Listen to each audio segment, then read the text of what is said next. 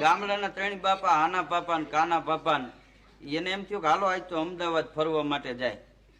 તો કે બસમાં જાવું ટ્રેનમાં? ઈ કે બસમાં ન જવાય, ટ્રેનમાં ન જવાય. કેમ? ઈ કે ટ્રકમાં વયા જાય. ખટારામાં બેહો ને તો કે સસ્તામાં પતે. તે રોડ ઉપર ઉભા રહ્યા ને એમાં એક ખટારો નીકળ્યો, તે આમ હાથ કર્યો એટલે ઉભો રાખ્યો. કે અમદાવાદ જવું છે, બેહી જાવ 10-10 રૂપિયા. એ ત્રણેય બેહી ગયા.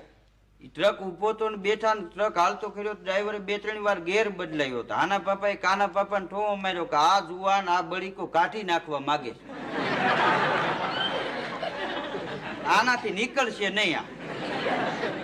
એવી વાતો કર્યા. આવે એમાં અમદાવાદ પેલા રસ્તામાં હોટલે ખટારો ઉભો રાખ્યો. ડ્રાઈવર કે હાલો બાપા જમવા. ઈ કે તું જમ્યા? અમે તો ઘીરે શિરામણ કરીને આવ્યા છે. તું જમતો આવતા અમે એક તારું કામ કરી દઉં. ડ્રાઈવર ને એમ કે આ લોકો કઈ ગાફો મારી દે, કાચ સાફ કરશે ને એવું કઈ કરશે. એ તો જમવા ગયો. જમવા ગયા પછી ત્રણેય બાપા ચોટ્યા. એ ડુંગળી ઉપાડે, મૂરો ઉપાડે એમ ડિપ્રેશન માંથી ગેર કાઢીને મૂકી દીધો એક ભાઈ.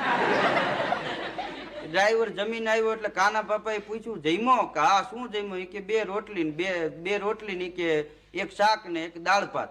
ઈ કે દાળ ભાત ખાય એનાથી દીકરા બળીકા ન નીકળે.